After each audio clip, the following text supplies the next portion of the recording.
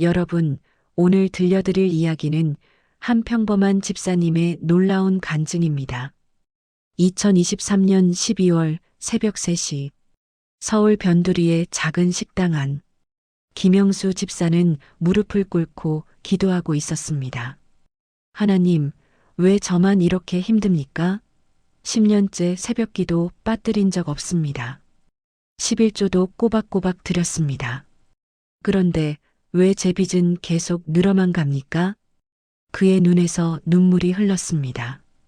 올해 54세, 식당을 운영한 지 20년째. 한때는 잘 나가던 시절도 있었습니다. 그러나 지금은 빚이 3억까지 불어났습니다. 오늘도 새벽 기도를 가려고 일어났습니다.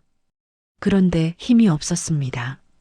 어제 채권자에게서 온 문자가 머릿속을 떠나지 않았습니다.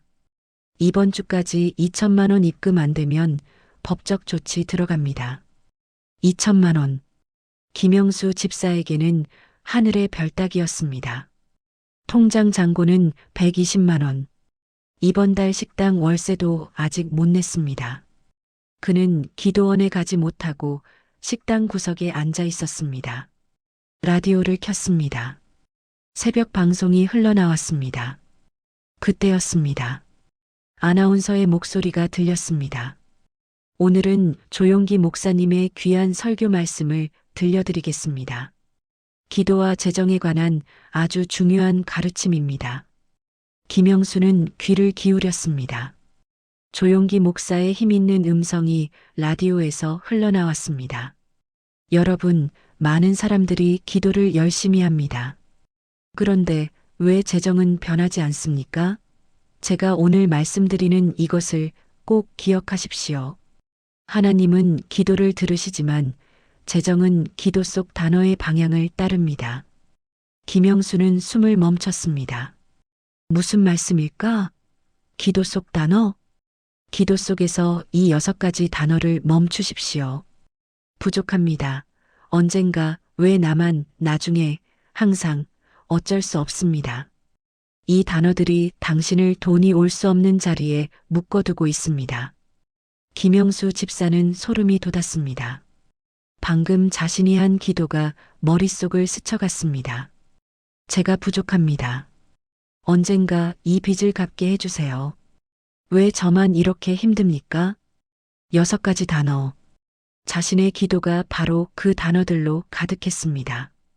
김영수는 라디오 앞에 더 가까이 다가 앉았습니다.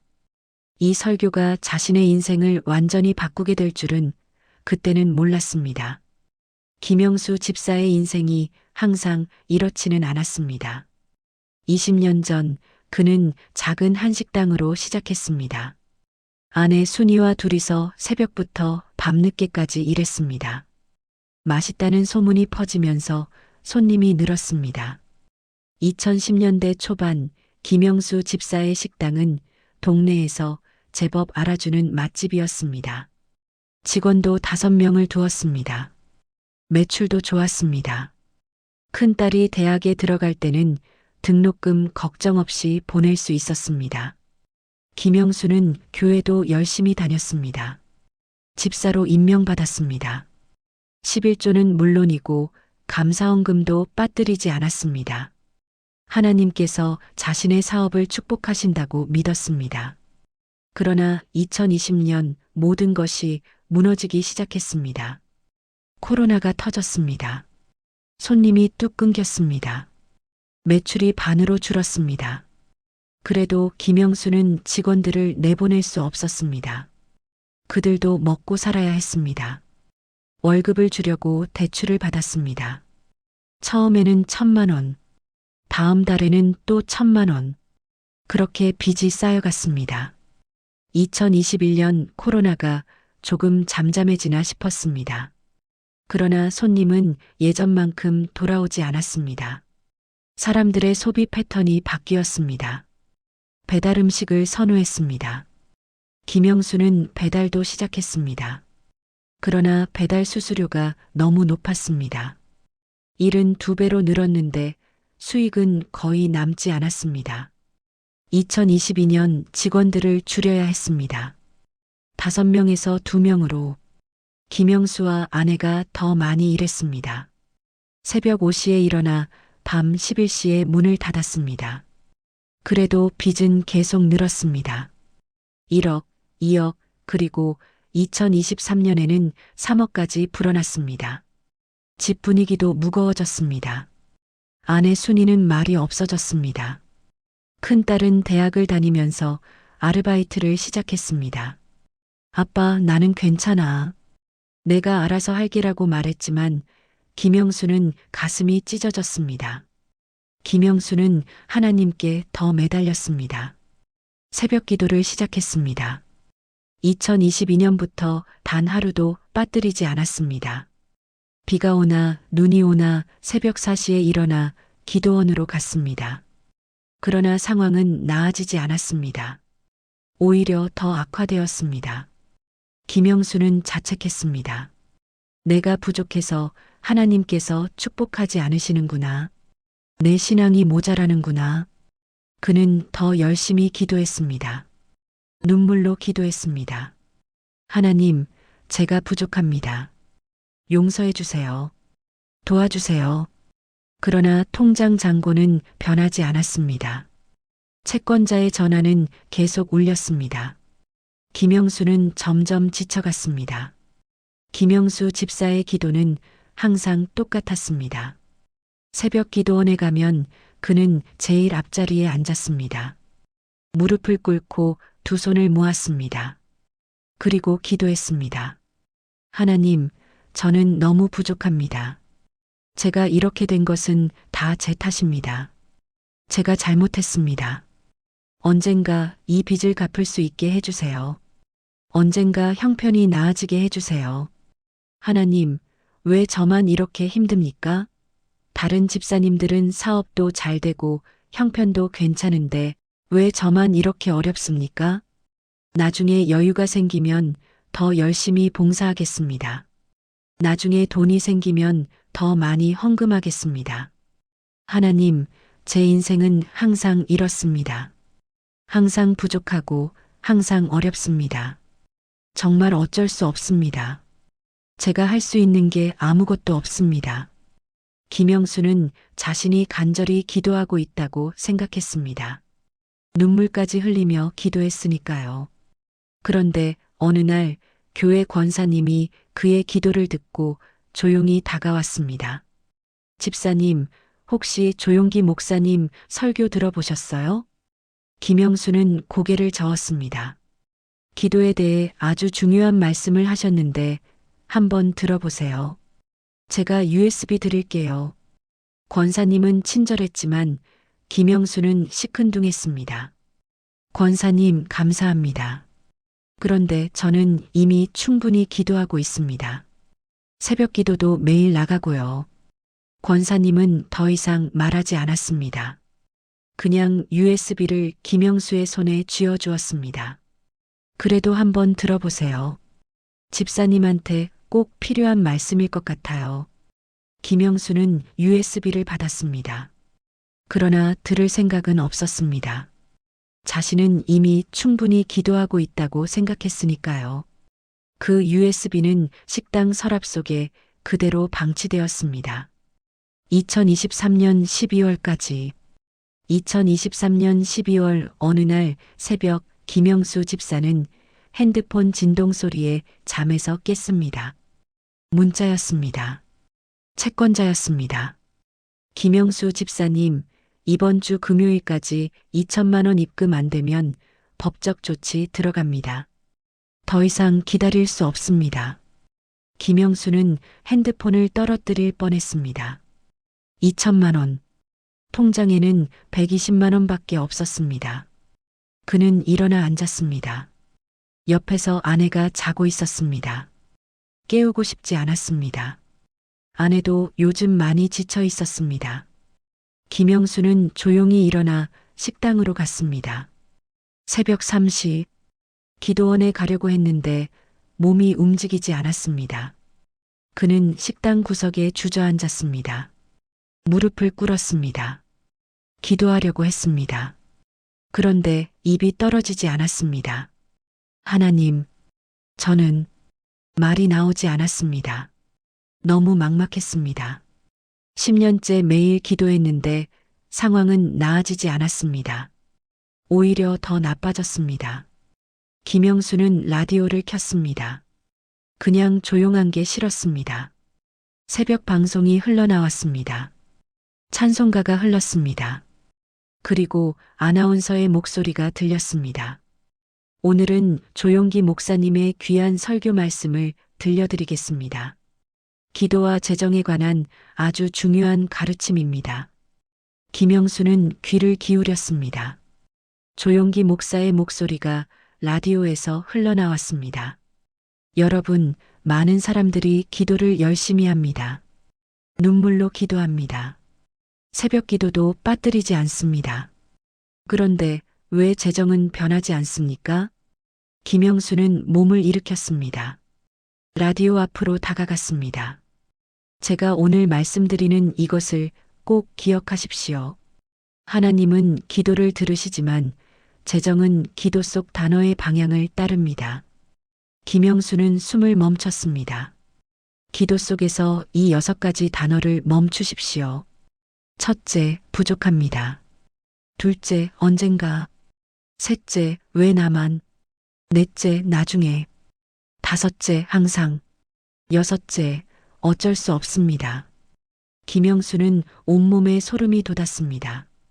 방금 자신이 한 기도가 머릿속을 스쳐갔습니다. 하나님, 제가 부족합니다. 언젠가 이 빚을 갚게 해주세요. 왜 저만 이렇게 힘듭니까? 6가지 단어. 자신의 10년 기도가 바로 그 단어들로 가득했습니다. 김영수는 라디오 볼륨을 높였습니다. 조용기 목사의 설교가 계속되었습니다. 해시태그 5장 6가지 단어를 멈추다. 조용기 목사의 설교가 라디오에서 흘러나왔습니다. 김영수는 한 글자도 놓치지 않으려고 귀를 기울였습니다. 첫 번째 단어, 부족합니다. 여러분, 이 단어를 멈추십시오. 김영수는 깜짝 놀랐습니다. 자신이 가장 많이 쓰는 단어였습니다. 부족함을 느끼는 것과 부족하다고 선언하는 것은 전혀 다릅니다. 부족하다고 말하는 순간 당신은 스스로를 미완성의 자리에 고정합니다. 받을 자격이 없다고 느끼게 되고 기회 앞에서 스스로 물러나게 됩니다. 김영수는 고개를 끄덕였습니다. 맞았습니다. 얼마나 많은 기회 앞에서 저는 부족합니다라고 물러섰는지 기억났습니다. 기도는 사실을 보고하는 시간이 아니라 질서를 선택하는 시간입니다. 대신 이렇게 기도하십시오. 하나님, 제가 부족한 것이 아니라 아직 정렬되지 않은 부분을 보게 하소서. 김영수는 떨리는 목소리로 따라했습니다. 하나님, 제가 부족한 것이 아니라 정렬되지 않은 부분을 보게 하소서. 입에서 나오는 말이 새로웠습니다. 이상하게 가슴이 뜨거워졌습니다. 두 번째 단어, 언젠가. 이 단어를 멈추십시오. 조용기 목사의 목소리가 계속되었습니다. 하나님은 언젠가를 약속하지 않으십니다. 순종의 순간을 보십니다. 언젠가는 결정을 유예하는 언어입니다. 지금이 아닌 미래로 책임을 미루고 현재의 순종을 내일의 기대감으로 대체합니다. 김영수는 깨달았습니다. 언젠가 이 빚을 갚겠습니다라고 기도하면서 정작 지금 할 수 있는 작은 결정들을 모두 미뤄왔다는 것을. 대신 이렇게 기도하십시오. 지금 내가 할 수 있는 순종을 선택하겠습니다. 김영수는 기도했습니다. 하나님, 지금 제가 할 수 있는 순종을 선택하겠습니다. 세 번째 단어, 왜 나만? 이 질문을 멈추십시오. 김영수는 움찔했습니다. 방금 전에도 이렇게 기도했습니다. 왜 나만이라는 말은 당신을 피해자의 자리에 묶어둡니다. 피해자의 자리에서는 책임보다 이유를 찾게 되고 선택보다 상황을 설명하게 됩니다. 재정은 책임이 없는 자리에 머무르지 않습니다. 김영수는 울컥했습니다. 자신이 얼마나 오랫동안 왜 저만 이렇게 힘듭니까? 를 반복했는지 깨달았습니다. 정직한 고백은 책임을 놓지 않습니다. 대신 이렇게 기도하십시오. 이 상황에서 하나님이 나에게 맡기신 책임은 무엇입니까? 김영수는 눈물을 흘리며 기도했습니다. 하나님, 이 상황에서 제가 맡은 책임이 무엇입니까? 네 번째 단어, 나중에. 이 단어를 멈추십시오. 나중에라는 말은 사람을 항상 준비 중인 자리에 묶어둡니다. 재정은 지금 선택하는 사람에게 반응합니다. 대신 이렇게 기도하십시오. 지금 내가 책임질 선택을 하겠습니다. 김영수는 몇 번이나 나중에 여유가 생기면이라고 말했는지 기억했습니다. 단골 손님이 케이터링을 부탁했을 때도 나중에요라고 미뤘습니다.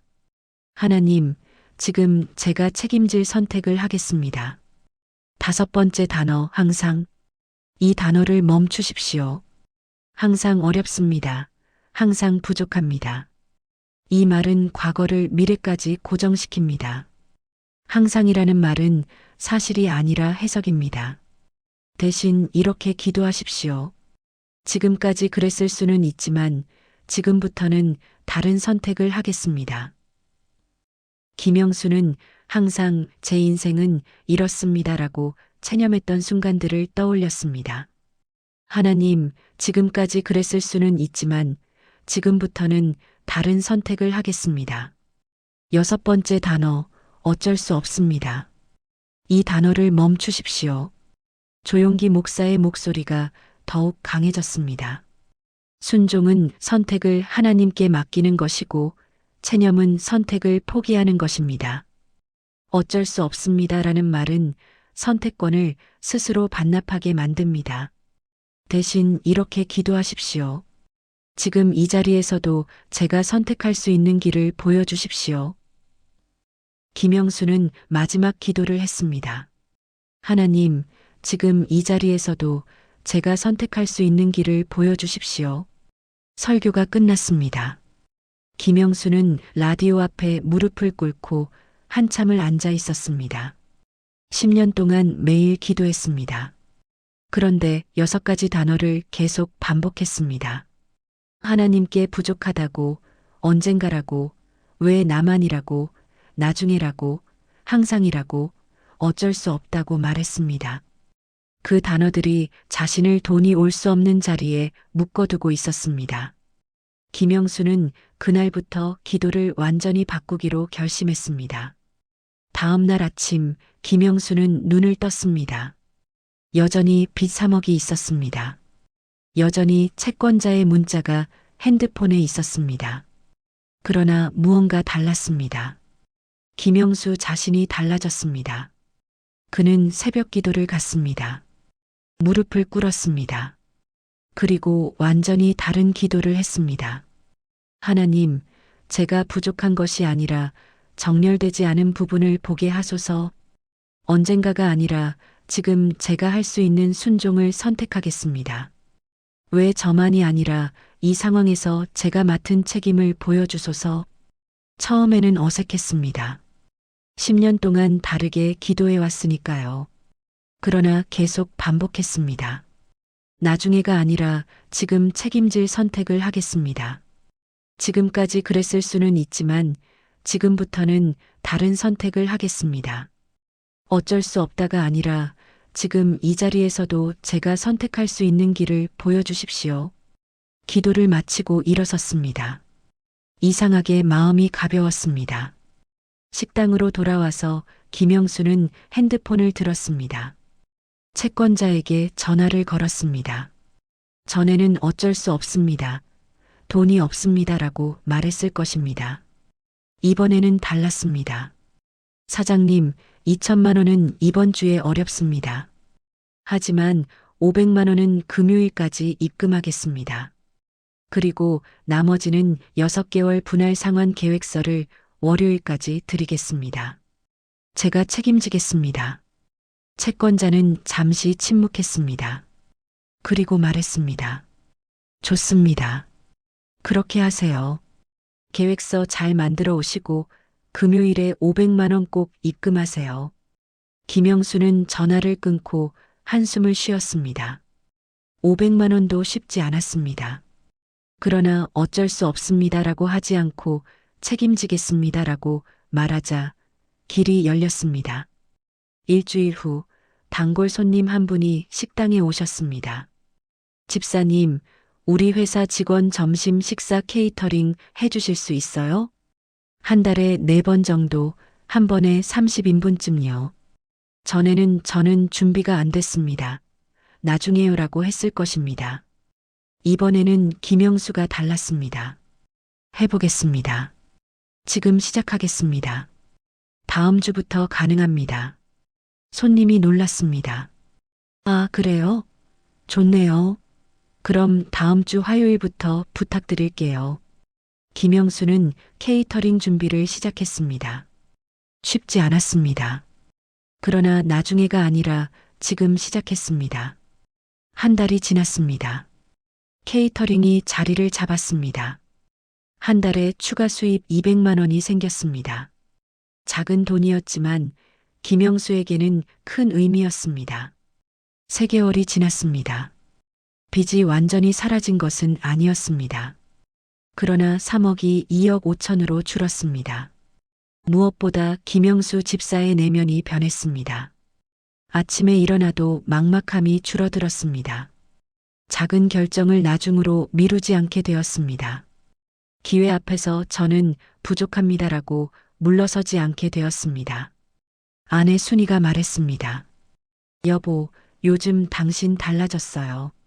눈빛이 살아났어요. 기도 소리도 달라졌고요. 김영수는 웃었습니다.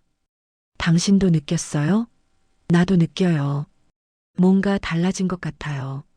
순이가 물었습니다. 무엇이 달라진 거예요? 김영수는 대답했습니다. 기도가 달라졌어요. 6가지 단어를 멈췄어요. 김영수는 아내에게 조용기 목사의 설교 이야기를 들려주었습니다. 아내도 눈물을 흘렸습니다. 여보, 우리 같이 그렇게 기도해요. 6가지 단어를 멈추고요. 그날부터 부부는 함께 기도했습니다. 새로운 기도로 2025년 12월 2년이 지났습니다.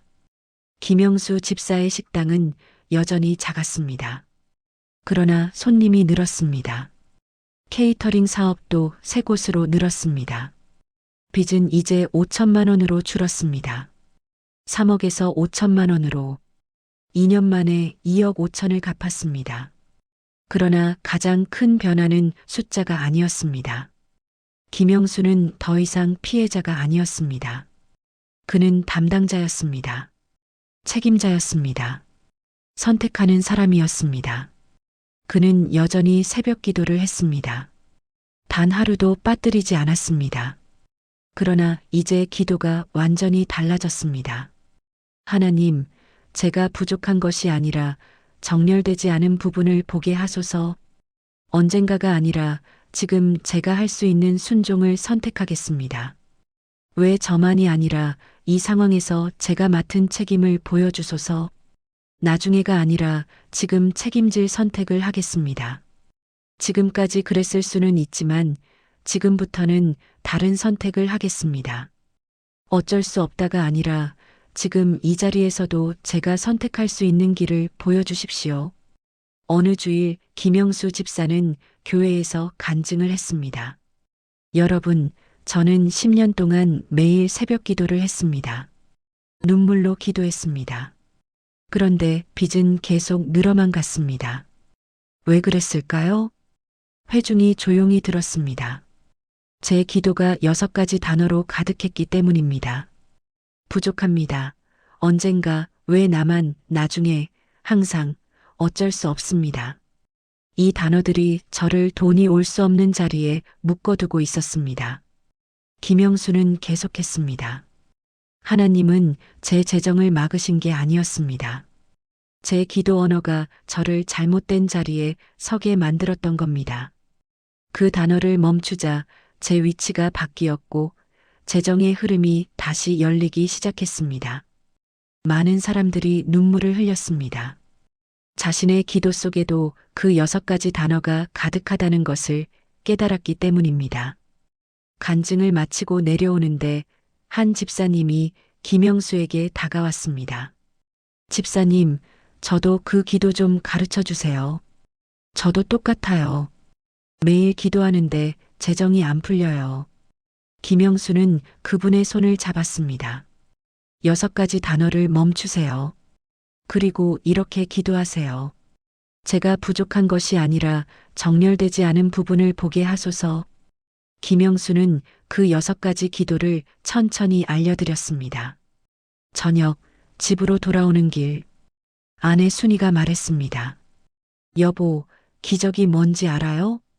김영수가 물었습니다. 뭐예요? 순이가 대답했습니다. 기적은 돈이 하늘에서 떨어진 게 아니에요. 당신이 돈을 감당할 사람으로 바뀐 거예요. 피해자가 담당자로 바뀐 거예요.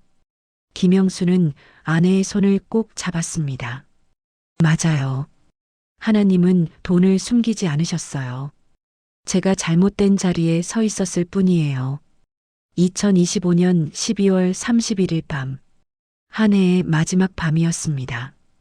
김영수 집사는 식당 문을 닫고 무릎을 꿇었습니다. 감사 기도를 드렸습니다. 하나님 감사합니다. 2년 전 라디오에서 조용기 목사님 설교를 듣게 하셔서 감사합니다. 제 기도를 바꾸게 하셔서 감사합니다. 제 위치를 바꾸게 하셔서 감사합니다. 김영수는 눈물을 흘렸습니다. 이번에는 감사의 눈물이었습니다. 저는 이제 압니다. 기도의 길이가 아니라 기도의 언어가 재정을 결정한다는 것을, 6가지 단어를 멈추면 위치가 바뀐다는 것을, 위치가 바뀌면 재정의 흐름이 다시 열린다는 것을. 김영수 집사의 간증은 교회에 퍼졌습니다. 그리고 많은 사람들이 자신의 기도 속 6가지 단어를 점검하기 시작했습니다. 여러분도 오늘부터 기도를 점검해 보십시오. 혹시 이 6가지 단어가 여러분의 기도 속에 숨어 있지는 않습니까? 부족합니다. 언젠가, 왜 나만, 나중에, 항상, 어쩔 수 없습니다. 이 단어들을 멈추십시오. 그리고 이렇게 기도하십시오. 제가 부족한 것이 아니라 정렬되지 않은 부분을 보게 하소서. 언젠가가 아니라 지금 할 수 있는 순종을 선택하겠습니다. 왜 저만이 아니라 이 상황에서 제가 맡은 책임을 보여주소서. 나중에가 아니라 지금 책임질 선택을 하겠습니다. 지금까지 그랬을 수는 있지만 지금부터는 다른 선택을 하겠습니다. 어쩔 수 없다가 아니라 지금 이 자리에서도 제가 선택할 수 있는 길을 보여주십시오. 이 기도가 여러분의 위치를 바꾸고 재정의 흐름을 다시 열어줄 것입니다. 이 이야기가 여러분께 작은 위로가 되었기를 바랍니다. 구독과 좋아요로 응원해 주세요.